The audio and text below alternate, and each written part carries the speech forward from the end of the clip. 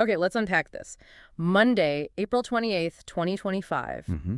Right around lunchtime, what, 12:30 p.m. local time? Suddenly, darkness.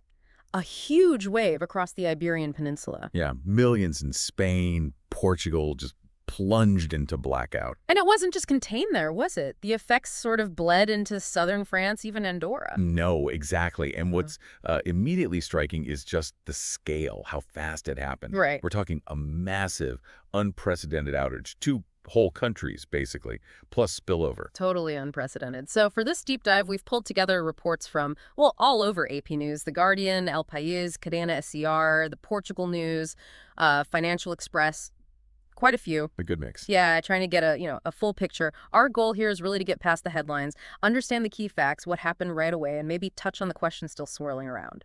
And it's also about understanding how interconnected everything is, isn't it? Modern life, infrastructure, it's It really is. This whole event is kind of a stark reminder of how much we rely on this power infrastructure when something this big happens. the ripple effects are huge, touches almost everything. Absolutely. So let's start with just how big this was. The scope, the immediate hit, the numbers are, well, they're pretty staggering. Hmm. Spain lost something like 60% of its electricity demand. Gone. That's what, 15 gigawatts? 15 gigawatts. And for Portugal, it wasn't just a percentage loss. The entire Portuguese grid went down. The whole thing, just off. That's an incredible amount of power to vanish, like instantly. And think about what that means for, essential services. Exactly. Transportation, just chaos. Train stopping mid-track, airports facing massive disruption. Yeah, and phones too. Yeah. Telecoms took a hit, mobile networks down or patchy. And even getting cash, right? ATMs were offline. The transport side really paints a picture, I think. Mm-hmm. Reports of 35,000 rail passengers stranded in Spain alone, needing rescue. Wow, 35,000. Imagine being stuck on a powerless train for hours. And then the knock-on effects. Mm. People having to stay overnight in stations. Nearly 500 flights canceled. Just total disruption. And then there's the really sobering part.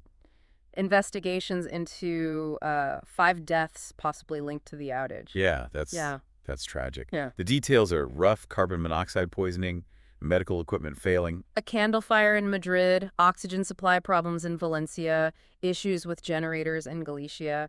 It just takes it beyond inconvenience, doesn't it? It Yeah. underlines how vital electricity is for basic safety, especially for vulnerable people. Yeah, absolutely. And the response reflects that severity. King Felipe was set to chair a National Security Council meeting on Tuesday because of these special circumstances. Right.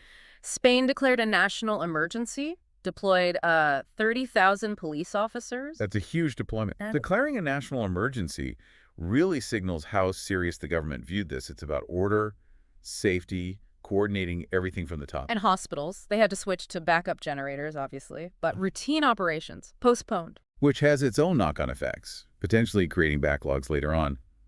Even things like the Madrid Open tennis tournament got hit, 22 matches postponed. It shows how widespread it was, affecting everything from critical services to, well, tennis. It really does. And the hospital backup generators. Yeah, They're crucial, but they're not infinite, right? They have limits. definitely. Though, interestingly, there was some immediate international help. France and Morocco sent extra power to Spain. That's interesting. Was that like part of an existing plan or more of an emergency response? Good question. Unclear from the reports, but it shows that interconnectedness again, doesn't it? It does, yeah. A positive sign that neighbors could pitch in, even while the outage itself highlighted potential weaknesses in that same interconnected system. So, a pretty bleak initial picture. Massive blackout, chaos, potential loss of life. What about getting things back online? The restoration? Well, the restoration itself seems to have been relatively quick, actually, at least getting the power flowing again. By Tuesday morning, reports said power was largely back in both Spain and Portugal. One source mentioned over 99% recovery. Spain had got 61% back by late Monday. Portugal had 85 out of 89 substations online. That sounds pretty fast considering the scale, but did that mean everything was back to normal immediately? Apparently not. The disruption, especially to transport trains, airports continued even after the power was technically back. Right, so the initial shockwave caused deeper problems in those systems, signaling, scheduling, that sort of thing. Seems likely, yeah. These systems are complex. Just flipping the power back on doesn't instantly fix everything. Prime Minister Sanchez in Spain was expressing hope for a full return to normal on Tuesday. Which is important. That kind of official reassurance helps manage public anxiety. Though on the other side, Lisbon's mayor was actually telling people to stay home on Tuesday if possible, cited ongoing abnormalities. That's telling. Suggests that even with the lights back on, maybe the grid wasn't fully stable, or there were other lingering risks they were worried about in the capital. A full recovery takes time. Okay, so power mostly back, but the big question, the elephant in the room. What actually caused this massive blackout? There were a few theories floating around early on, right? Yes, and it's interesting how the story sort of shifted. The first one came from RN, the Portuguese operator. They initially suggested extreme temperature swings in Spain. Temperature swings, how would that? They talked about anomalous oscillations on high-voltage lines, causing synchronization problems. Basically, the lines physically reacting to temperature changes in a way that destabilized things. But that didn't hold water for long, did it? No. Spain's own meteorological agency chimed in pretty quickly saying, nope, no unusual weather happening at the time. Okay, so scratch the weather theory. What came next? Well, the focus then shifted to REE, the Spanish grid operator. Their theory pointed towards France. France? How so? They suggested a brief power cut in parts of France might have overloaded the wider European grid, like a ripple effect. This overload then supposedly caused cascading failures, hitting Spain and southwestern France hard. Cascading failures, dominant effect, basically. Exactly. They mentioned a strong technical fluctuation, and specifically, two steep, back-to-back disconnection events. Okay, disconnection events meaning lines suddenly tripping out. That's likely what it means, yeah. Yeah. Sudden breaks on major transmission lines. The back-to-back part suggests it happened very quickly, one failure possibly triggering the next, rapidly destabilizing the whole network. This sounds more technically plausible, given how grids are linked. Right. But it still needs a full investigation, obviously. Oh, absolutely. What's important, too, is what they seem to have ruled out. Yes.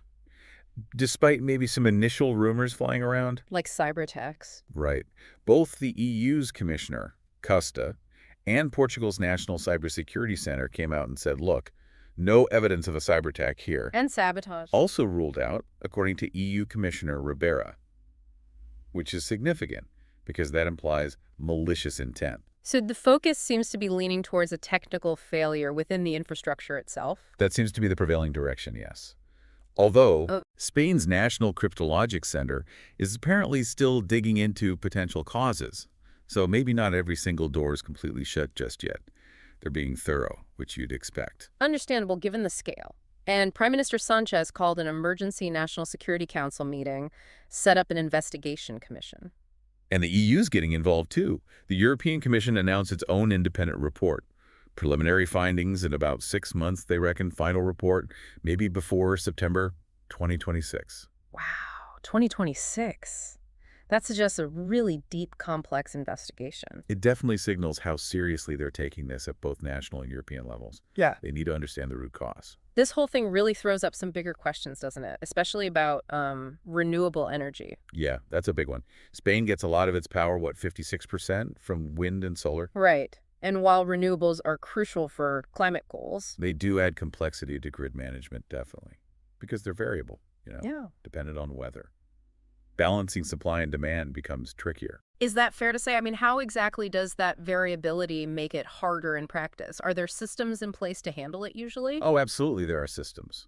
Sophisticated forecasting, energy storage, flexible generation sources, strong interconnections.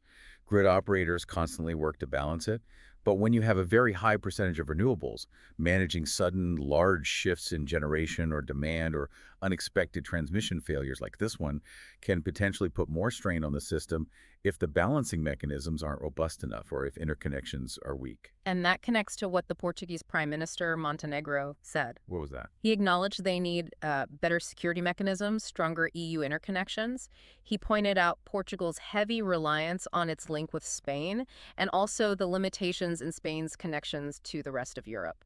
Right. So it highlights that bottleneck issue. If Spain itself isn't strongly connected northwards, then Portugal is sort of doubly isolated via Spain. Exactly. It puts a spotlight on the need for a more robust, integrated European grid, doesn't it? For energy security, for resilience. Totally. It's a big discussion about infrastructural resilience and making sure grid upgrades keep pace with the renewable energy transition. You need a grid that can handle these modern complexities. Investing in and maintaining that grid seems paramount. Absolutely critical. Beyond the technical stuff, the politics, the grid, there's the human element too, some of the stories. Yeah, the personal impact. That figure of 35,000 people stuck on trains, Yeah. that really lands, doesn't it? It really does. You can just imagine. One passenger in Madrid apparently described it as pure chaos. I bet. And people ending up in makeshift shelters in stations, airports, sleeping on floors overnight. Those images really bring home the disruption to ordinary people's lives. You have to. And then you see that sort of everyday resilience, too. In Barcelona, people rushing out to buy battery radios, torches. The classic blackout response, right? Right. Seeking information, seeking light. It's basic. It reminds you how fundamental electricity is, how quickly things change when it's gone. It really does. And that detail about the IKEA in Barcelona. Oh, yeah. After power came back there, people apparently flocked to the store just to use the Wi-Fi and charge their phones. Yeah. To contact family, let them know they were okay. That's quite poignant, isn't it? In our connected world, losing power also means losing that connection.